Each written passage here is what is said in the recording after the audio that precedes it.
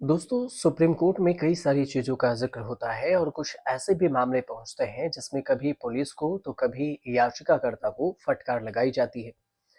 अब जो supreme court में एक याचिका पहुँचा, इस पर जो सुप्रीम कोर्ट ने टिप्पणी की है, वो काफ़ी अहम है।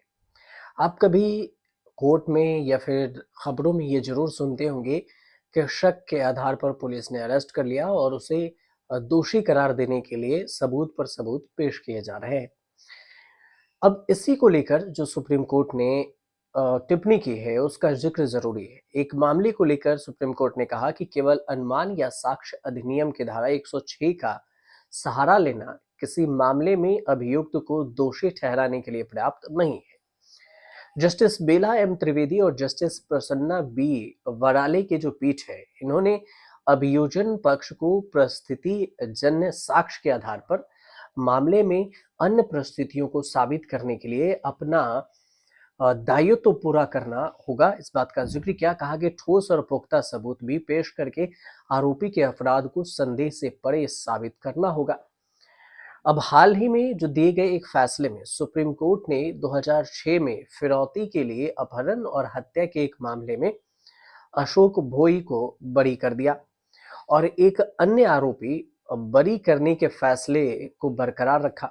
सुप्रीम कोर्ट ने हाई कोर्ट के फैसले से कोई खामी नहीं पाई और छत्तीसगढ़ सरकार की अपील को खारिज कर दिया। ये पूरा मामला छत्तीसगढ़ की ही थी।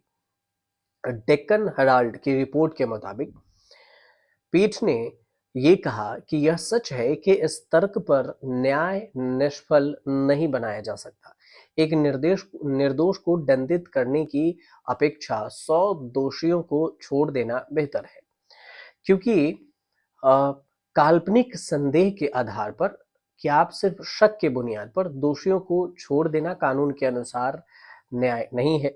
हालांकि ये भी अच्छी तरह से स्थापित होना चाहिए और पुख्ता सबूत होना चाहिए कि संदेह चाहे कितना भी मजबूत क्यों ना हो, वह सबूत की जगह नहीं ले सकता। मतलब कि आपके पास सिर्फ शक के आधार पर किसी को दोषी नहीं ठहरा सकते। इस बात का जिक्र हुआ। एक चीज और, इस अभियोजन पक्ष के अनुसार से जो मामला में जिक्र हुआ उसमें उत्तम माल के दो बेटे थे, स्वप्निल और सुभाष।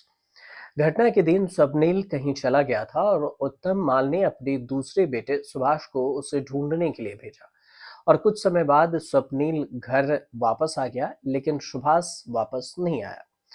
ये रात करीब 9 बजे स्वप्निल के मोबाइल पर एक फोन आया जिसमें सुभाष को वापस लाने के लिए 2 लाख रुपए की फिरौती मांगी गई, किडनैपिंग के लिए पैसा, कि जो किडनैप हो चुका है। अब सुभाष घर नहीं लौटा तो पिता ने छत्तीसगढ़ के दुर्ग के भिलाई थाने में एफआईआर दर्ज कराई और 2 दिन बाद सुभाष का शव घर में मिला। अब पीठ ने, जो जज 2 बेंची पीठ थी, उसमें अभियोजन पक्ष का पूरा मामला परिस्थितिजन्य साक्ष्य पर टिका है, क्योंकि कथित घटना का कोई चश्मदीद गवाह नहीं है। ये कोर्ट ने अपने टिप्पणी में कहा, ये भी कहा कि अभियोजन का पक्ष जो है, उन्होंने एक गवाह पेश किया जिसने घटना की तारीख को शाम लगभग 6 से 7 बजे मृतक को आरोपी अशोक भोई के साथ देखा था। हालांकि पीठ ने यह जरूर कहा कि यह ध्यान देने योग्य बात है कि आखिरी बार एक साथ देखे जाने के सिद्धांत को अगर छोड़ दें तो अभियोजन पक्ष द्वारा आरोपियों के खिलाफ लगाए गए आरोपों को साबित करने के लिए शायद ही कोई विश्वसनीय सबूत पेश किया गया हो। हालांकि कोर्ट ने यह भी कहा कि सच है कि गवाह ने कहा था कि उसने घटना के दिन शाम को आरोपी अशोक भोई को मृतक के साथ देखा था, लेकिन अकेले उस साक्ष्य को इसे कथित अपराध का दोषी नहीं ठहराया जा सकता और ये पर्याप्त सबूत नहीं है। हाईकोर्ट ने सही कहा है कि S T D P C O से संबंधित व्यक्ति से भी पूछताछ नहीं की गई ताकि यह आरोप साबित हो सके कि फोन कॉल प्रतिवादी यानी आरोपी जो अशोक भोई है उसके द्वारा किया गया था या नहीं। कोर्ट ने यह भी कहा कि घटना के 2 दिन बाद लाठियां, कीलें और खून के धब्बों वाली जो टी शर्ट बरामद की गई वो किसी तरह का भरोसा नहीं जगाती है। तो इस तरह से किसी को हम आरोपी दोषी साबित नहीं कर सकते। तो जो कोर्ट ने सबसे अहम टिप्पणी की वो ये कि शक के जो बुनियाद है, शक को सबूत नहीं माना जा सकता और शक सिर्फ हुआ और इस वजह से किसी पर हम केस चला दें, किसी को हम सजा दे दें, ये संभव नहीं हो सकता। तो इसलिए जो सुप्रीम कोर्ट ने ये टिप्पणी की है, इस टिप्पणी का ज़िक्र होना ज़रूरी था क्योंकि सुप्रीम कोर्ट जो भी टिप्पणी करती है, वो एक तरह से कानून ही बन जाता है।